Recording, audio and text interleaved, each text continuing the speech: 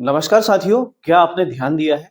आजकल अगर आप जरा भी बाहर निकले, सब्जी मंडी जाएं, दूध लेने जाएं, चाय की टपरी पर रुकें या फिर ऑटो वाले से किराया पूछें, तो एक ही जवाब सुनने को मिलता है।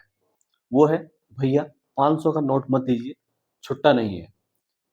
अब ये कोई एक शहर की कहानी नहीं है दोस्तों, ये समस्या मेट्रो शहर से लेकर छोटे कस्बों और गांवों तक फैल चुकी है।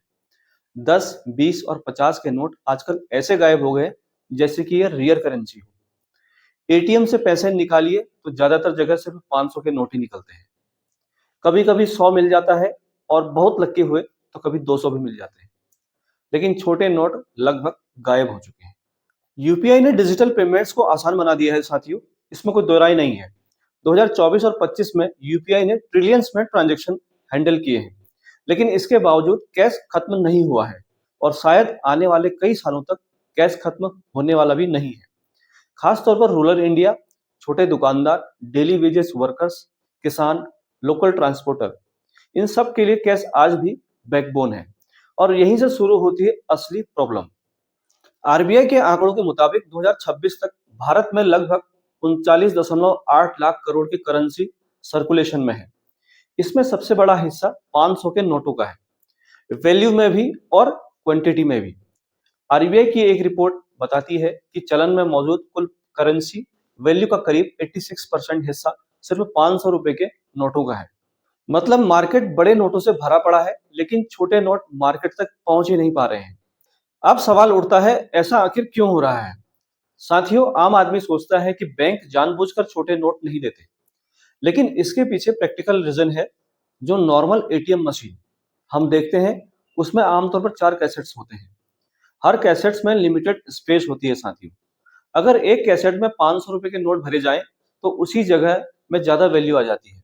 एग्जाम्पल के लिए, एक कैसेट में 1 लाख के 500 के नोट आसानी से आ जाते हैं, लेकिन वही कैसेट अगर 500 के नोटों की बजाय 50 रुपए के नोटों से भरी जाए तो वैल्यू काफी कम होगी।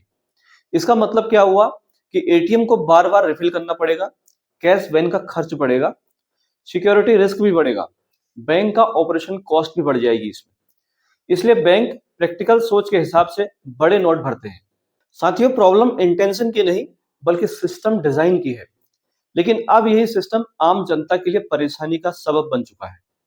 आरबीआई एम्प्लॉयज की यूनियन ने भी 2025 के लास्ट में पब्लिकली ये इशू उठाया था कि छोटे नोटों की अवेलेबिलिटी तेजी से घट रही है और इसका असर रोजमर्रा के ट्रांजैक्शन पर पड़ रहा है।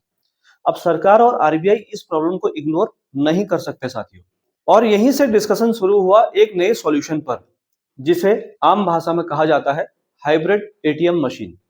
अब सबसे पहले ये समझना जरूरी है कि ये कोई बिल्कुल नई इनोवेशन नहीं है। दुनिया के कई देशों में इसे कैश रिसाइकिल मशीन यानी कि सीआरएम कहा जाता है। हाइब्रिड एटीएम का मतलब ये नहीं है कि पुराने एटीएम एकदम बेकार हो जाएंगे, बल्कि इसका मतलब है कि एक ऐसी मशीन जो कैश विड्रॉल और कैश एक्सचेंज दोनों काम कर सके। यानी एक ही मशीन से आप छोटे नोट निकाल भी सकते हैं और बड़े नोट बदल भी सकते हैं। इस प्रपोज्ड हाइब्रिड सिस्टम में 10, 20, 50 और 100 के जैसे नोटों के लिए डेडिकेटेड कैसेट्स होंगे। साथ ही एक रिसाइकिल मॉड्यूल भी होगा जो 200 या 500 के नोट एक्सेप्ट करके उन्हें छोटे नोटों में एक्सचेंज कर सकेगा। मतलब अगर आपके पास 500 का नोट है और आपको 10 या 20 के नोट चाहिए, तो सीधे मशीन में डालिए और छुट्टा निकाल लीजिए। अब साथियों, जानते हैं कि ये बहुत बड़ी बात क्यों है। साथियों, इससे दुकानदारों को बैंक की लाइन में लगने की जरूरत नहीं पड़ेगी। ऑटो वाले हों, सब्जी वाले हों, सब अपना चेंज खुद मैनेज कर सकेंगे। मीडिया रिपोर्ट्स के मुताबिक मुंबई जैसे हाई कैश यूजिंग शहरों में इस तरह की मशीन्स का पायलट टेस्टिंग मॉड्यूल एक्सप्लोर किया जा रहा है।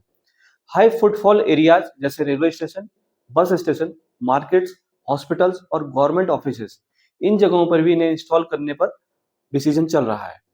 अभी ये नेशन वाइड रोल आउट नहीं हुआ है, लेकिन प्रपोजल और पायलट लेवल पर मूवमेंट जरूरी है। अब कुछ लोग पूछते हैं साथियों कि जब यूपीआई है तो इतना झंझट क्यों? तो इसका जवाब बहुत सिंपल है। यूपीआई अर्बन इंडिया में जितना स्ट्रांग है, रूरल इंडिया में उतना ही रिलायबल नहीं है। Network issue, smartphone availability, digital literacy, ये सब ग्राउंड रियलिटीज हैं। एक एस्टिमेट के मुताबिक आज भी भारत में लगभग 60% कंज्यूमर स्पेंडिंग कैश में होती है और गांव में ये परसेंटेज और भी ज्यादा है।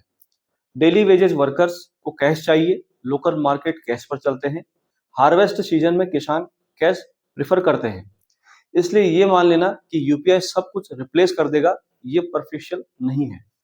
हाइब्रिड एटीएम या कैश रिसाइकिल मशीन असल में यूपीआई का कंपटीटर नहीं है साथियों, बल्कि कैश इकोसिस्टम को बैलेंस करने का एक टूल है। अगर छोटे नोट मार्केट में आएंगे तो डेली ट्रांजैक्शन स्मूथ रहेंगे और दिक्कतें कम होंगी और कैश सर्कुलेशन ज्यादा इवनली डिस्ट्रीब्यूट होगा। अब सवाल यह है कि क्या यह सिस्टम सफल होगा? तो देखिए, टेक्निकली ये पॉसिबल है साथियों। सीआरएम से पहले से ही बैंक के अंदर लिमिटेड स्केल पर यूज हो रही है। चैलेंज है कॉस्ट और मेंटेनेंस का। लेकिन अगर आरबीआई, बैंक और गवर्नमेंट मिलकर इसे पब्लिक फेसिंग मॉड्यूल में इंप्लीमेंट करते हैं तो ये शॉर्टेज प्रॉब्लम को काफी हद तक रिड्यूस कर सकता है। हालांकि ये ओवरनाइट मिरेकल नहीं होगा, इसमें टाइम लगेगा। स्केलिंग में चैलेंज होंगे, लेकिन डायरेक्शन सही होना चाहिए। साथियों, इस बारे में आपकी राय क्या है? क्या आपको भी रोजमर्रा में छुट्टे पैसे की प्रॉब्लम झेलनी पड़ती है? क्या आप चाहते हैं कि एटीएम से 10, 20 और 50 के नोट भी निकले? या फिर आपको लगता है कि यूपीआई ही अब फ्यूचर है और कैश धीरे धीरे इनरिलेवेंट हो जाएगा?